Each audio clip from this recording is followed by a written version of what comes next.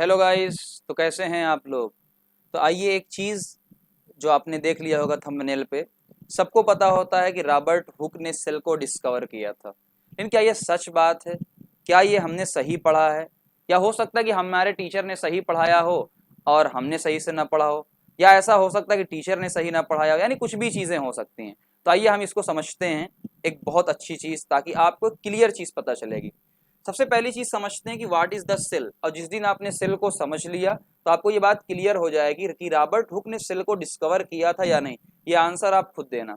सबसे पहली चीज आते हैं कि सेल क्या होता है। तो बहुत सारे बच्चे कहेंगे कि सर सेल ऐसी चीज होती है जो कि फंक्शनल यूनिट होती है, फंडामेंटल यूनिट होती है। हम कहेंगे ठीक है, ये तो डिफिनीशन हो गई, बट एक्चुअल में सेल क्या होती है। आओ उससे पहले समझते हैं एक साइकिल को। आप साइकिल को साइकिल कब बोलते हो बताओ। ये देखो, ये आपके सामने साइकिल बनी हुई है। तो साइकिल को आप साइकिल कब बोलते हो? जब उसके अंदर क्या देखो, दो पहिया होता है, एक ये वाला और एक ये वाला। बताओ, क्या बिना पहिए के साइकिल हो सकती है? नहीं हो सकती है। एक हैंडल होता है चलो, लेकिन दो पहिए का होना जरूरी है। यानी जब आप किसी चीज को डिफाइन करते हो तो कुछ ना कुछ चीजों का होना जरूरी होता है, ठीक है ना। जैसे आप जाते हो एग्जाम्पल के तौर पे, ये देखो, ये मान लो हॉस्पिटल है, ये आपका क्या है? हॉस्पिटल है। यहाँ पर ये आपका हॉस्पिटल होता है, ठीक। ये आपका मान लीजिए हॉस्पिटल है, ये थोड़ा सा इधर उधर हो रहा है, चलो मान लो ये हॉस्पिटल आपका है, ठीक।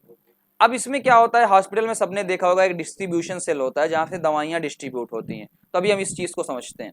तो सेल को सेल होने के लिए क्या क्या चीज होनी चाहिए? तो सबसे पहली चीज क्या होनी चाहिए? बाउंड्री। कि एक सेल को सेल होने के लिए पहली चीज क्या होनी चाहिए? बाउंड्री होनी चाहिए। तो वो बाउंड्री कैसी होगी? सेल मेम्ब्रेन होगी। अब बहुत सारे बच्चे कहेंगे सर सेल वाल भी तो हो सकती है। तो एक बात बताओ, सेल वाल बहुत सारे लोगों में होती है, प्लांट में होती है, फंजाई में होती है, बैक्टीरिया में, ठीक है, मिल जाएगी आपको, लेकिन एनिमल के अंदर सेल वाल नहीं होती है। इसका मतलब किसी के अंदर होगी, किसी के अंदर नहीं होगी। लेकिन सेल मेम्ब्रेन सेल मेम्ब्रेन जो होती है यूनिवर्सल होती है ना। ये थोड़ा सा मिस्टेक है। सेल जो मेम्ब्रेन होती है वो क्या होती है? यूनिवर्सल होती है, ठीक। सेल मेम्ब्रेन क्या होती है? यूनिवर्सल। यानी ये सबके अंदर होती है। तो इसका मतलब एक बाउंड्री होना जरूरी है, जिसको हमने सेल मेम्ब्रेन बोला। दूसरा, वर्क प्लेस। ये जो खाली पोर्शन आपको दिख रहा है इसे क्या बोलते हैं? एरेना, यानी एरिया, फंक्शनल एरिया जहां पर काम किया जाता है, इसे वर्क प्लेस बोला जाता है, जिसे साइटोप्लाज्म बोला जाता है, सबने नाम सुना होगा। तीसरा, कोई सेल को कंट्रोल करने वाला चाहिए, कंट्रोलर, कंट्रोलर होना चाहिए। हम इसको क्या बोलते हैं? डीएनए। बहुत सारे लोग ऐसे होंगे जो बोलेंगे कि न्यूक्लियस, लेकिन फिर से वही बात आती है, क्या न्यूक्लियस सबके अंदर होगा? नहीं। अभी आगे हम लोग जब सेल चैप्टर शुरू करेंगे उसमें मैं आपको बताऊंगा। प्रोकैरियोटिक सेल होती है जिनके अंदर न्यूक्लियस वेल डिफाइंड नहीं होता है, लेकिन डीएनए सबके अंदर होता है। तो डीएनए को हम लोग कंट्रोलर बोलते हैं। तो इस सेल के अंदर ये तीन चीज का होना जरूरी है, ठीक है ना, पहली चीज। आइए इसको समझ लेते हैं। डिस्ट्रीब्यूशन सेल, देखो ये क्या हो? बाउंड्री हो गई। ये जो आपकी डिस्ट्रीब्यूशन सेल के अंदर ये क्या है? बाउंड्री है। इसके अंदर टेबल कुर्सी रखी होती है, एक पूरा एरिया होता है, वो क्या होता है? आपका वर्क प्लेस, साइटोप्लाज्म होता है। यहाँ पर कोई होता है दवा बांटने वाला, है ना। यहाँ पर क्या होता है? आदमी बैठा होता है, वो कंट्रोलर हो जाता है, तो आपको दवा वगैरह देता है ना, तो ये कंट्रोलर होता है आपका दवा वगैरह देने वाला, ठीक। ये सारी, ये हमने समझ लिया कि सेल क्या होता है। तो हमने सिंपल बात कही, सेल को सेल तब बोलेंगे जब एक बाउंड्री होगी, वर्क प्लेस होगा, कंट्रोलर होगा, ना, इतनी चीज। तो अब अगली चीज समझ लेते हैं, ऑटोमेटिक आपकी चीज क्लियर हो जाएगी। अब यहाँ से आते हैं रॉबर्ट हुक से थोड़ा सा पहले, ठीक है। यूनिसेलुलर ऑर्गेनिज्म, यानी कोई ऐसा ऑर्गेनिज्म जिसके अंदर एक ही सेल हो। तो क्या एक सेल इंडिपेंडेंट एग्जिस्टेंस होगा? यानी क्या एक सेल सारा फंक्शन कर पाएगा? हम कहेंगे हाँ वो कर पाएगा, ठीक है ना, सारा फंक्शन।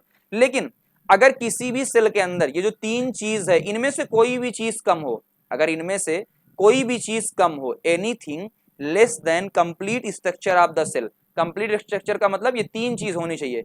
इससे अगर एक भी चीज कम हुई, बाउंड्री हटा दिया, या तो वर्क प्लेस हटा दिया, या तो कंट्रोलर हटा दिया, तो वो इंश्योर, डज नॉट इंश्योर, यानी आप ये इंश्योर नहीं कर सकते हैं कि उसका अपना खुद का एग्जिस्टेंस पॉसिबल होगा या नहीं होगा। अब आते हैं पहली चीज।